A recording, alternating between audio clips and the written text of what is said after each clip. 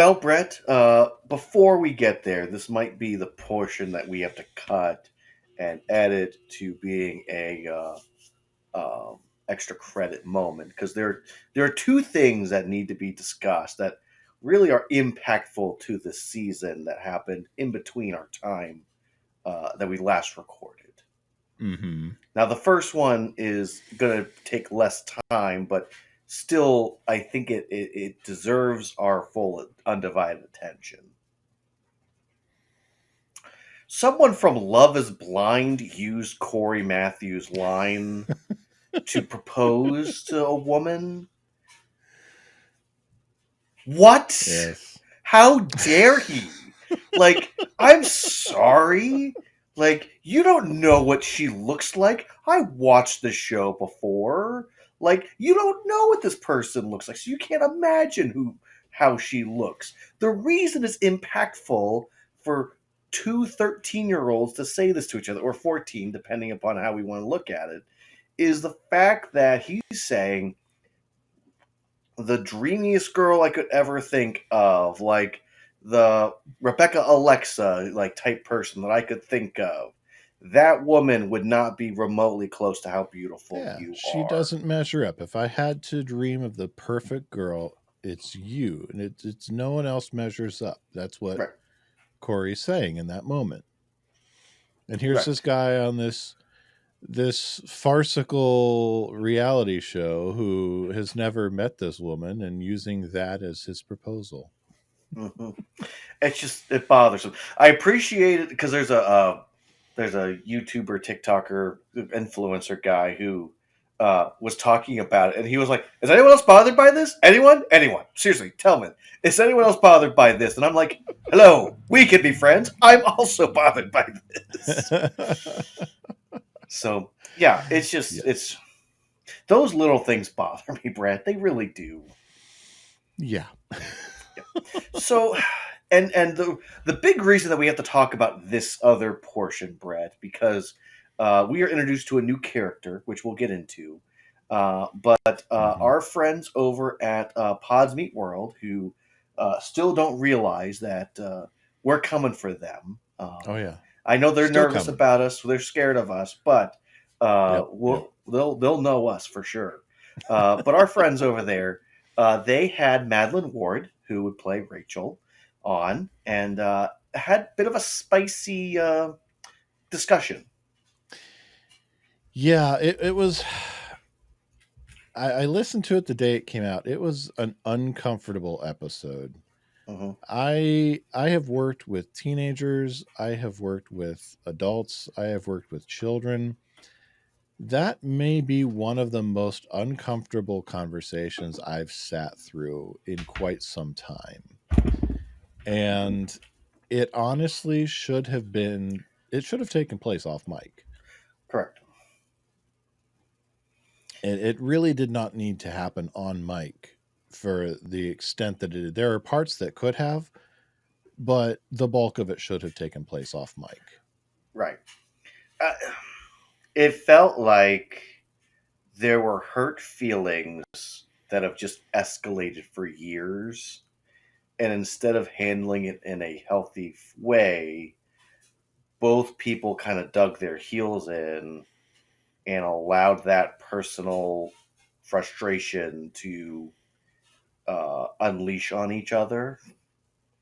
And I look at the fact that there are two other members of the podcast that could have been peace bearers in this moment who weren't. And that does bother me. I do give Will a little bit of credit. He did try to take some blame off of either one of them Mhm. at least at one point where he was trying to take blame for some miscommunication at some point. I mean, we're recording this now, what, 2-3 weeks out after this Yeah. dropped, and I only listened to it the day it came out. So hmm I'm 2-3 weeks out, and I've been my brains are mush from a month almost of taking care of my wife who's recuperating from surgery. But at least from what I remember of the conversation, Will was at least at one point that I can remember trying to smooth things over, trying to take some credit and some blame for some miscommunication. But yeah, I mean, Will and Ryder were just kind of very quiet, just kind of sitting back and allowing the whole thing to play back and forth. And it was, and I think a lot of that uncomfortable nature of the conversation came from the fact that this was just Maitland and Danielle going back and forth, and Will and Ryder are just there. I mean, granted, the bulk of what the problem between Maitland and Danielle, Will and Ryder have almost nothing to do with. So for them to really speak into it, it would be just to facilitate a conversation. But it, it could have gone so much better. Could have. But Well, and like I also, said, it should have happened off mic. yes. Most of it should have happened. They should have had the initial conversation off mic, but apparently the stats needed to be rocked. Well, I mean, first of all, let's both agree on something. We're talking about this because it was such a crazy moment. It blew up through my TikTok feed, and people that don't talk about Boy Meets World were talking about this moment. Oh, And this is very my high. wife, who has no inclination of what happens on this podcast. Not our, well, I mean, she doesn't really pay attention to our podcast Our either, number one listener. but she pays no attention to Pod Meets World. She heard about it through Hmm. her Facebook, which she spends very little time over, because the TMZ article that came out after the podcast dropped, that Maitland went and talked to them after the podcast episode dropped, that article somehow made it through Kelly's Facebook feed Hmm. somehow. Yeah. So, I mean, there's ripples. Yeah. Well, so it did like make a buzz, make a stir, and the people that are going to benefit from that are the podcast hosts, Oh, the yes. people that produce the podcast. Mm-hmm. So, it's not that different when um, I know they try to say that what happened with Trina, that they talked with her beforehand and then they had her on the podcast, so it was different because Madeline wasn't willing to do that. But my firm stance is always, anytime I've done any sort of programmatical work, if I don't know what the person is going to say or where they're going to go, and if I can trust them, they don't go out there and speak on my behalf or the program I'm overseeing. Mm-hmm. You Yeah. know, and we're very selective of who we bring on to the podcast because we want to make sure that we can trust the people that we're bringing on. We're not just going to bring on anybody, although it feels Yeah. like that sometimes. Yeah. But and I'll say this: I like the way I described it on the phone to Kelly the other day. Is it's like someone who you were in a group of friends with that you weren't maybe necessarily close with that person, but you were close enough to them at a point, and you lost contact with, and then there were things you started hearing that you're like, well, what's up with that? Can we talk about it? And it's like, no, let's not talk about it. And then you decide to resolve it on a camera, and it just got really awkward, personal, and petty. Mm-hmm. So,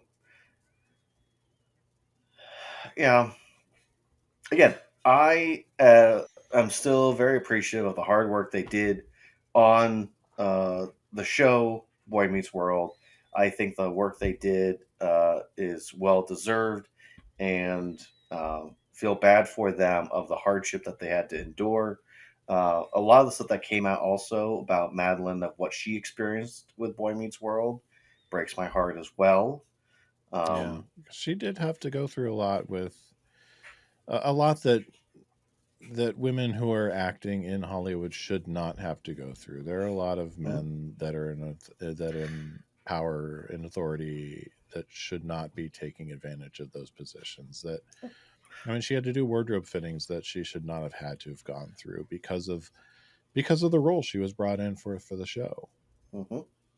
Well, and how many times as we go through all of the guest stars do we say, this young lady has like 5 appearances, one of them being Boy Meets World, or first appearance was Boy Meets World, or well, she was in a couple, and then she was in Boy Meets World, and then she stopped acting. Like, Hmm. I wonder what their experiences were being Yeah. young female actresses on shows like this, where the only job they had was to come in and make out, smile at Ryder Strong, make out with him, and then that was all they did that episode. Hmm. So, Yeah. Yeah. I'm not naive enough to think that that doesn't happen to any actress, or sadly, probably many, if not most, in that time period, especially. mhm. But it'd be nice to imagine that a lot of them found some protection from it, and the ones that didn't are have found some healing since. Mhm. Well, and again, we've talked about this before, but for the original actors of the show, from 12 years old till they were 19, 20, their worst moments, the times they probably hated themselves the most, are on camera. Yeah, yeah. From their own mouths, it seems that they managed to escape a lot of what the worst things we can hear of from behind the scenes of a lot of productions did go through. It does seem they were afforded a lot of protection. Hmm. So, I mean, again, for me, growing up with the show, it was super helpful for me growing up that I had them to help me in that growing up. And, you know, I'll talk more about this season as we go along, but there's a lot of questions about what it means to step into adulthood. What does it mean to become um, someone who can say to their dad, "No, you're wrong," or Hmm. to your teacher with authority, I believe you're being unfair the right way." Yeah. Um, so there's lots of fun conversation we'll have during this season, but I thought we really need to make sure we discuss this whole Pods Meet World debacle they had. And we come at it, I think, with a lot of grace for the individuals and the experience they had, but so much love in our heart for what we experienced and watched as young people moving into adulthood, and as parents, and now as parents who their kids get to watch the show that meant so much to us. And in my particular vantage point, as a parent who has one of those kids who is Corey and Topanga and Sean and Angela's age, moving into the college experience herself. Yep. Hey, let those Okay. people at Pods Meet World know that we are here to support them and love them, and we want them on here to talk this out more details. But for the rest of you, if check out Pod Meets World. They don't need us to send people their way, but we're gonna keep doing our thing, and we're gonna keep exploring Boy Meets World as dads, and giving it our own unique perspective. And we're gonna be exploring season 6 this year. So Yeah, check um, it out. yeah, so can't wait for you guys to keep exploring with us.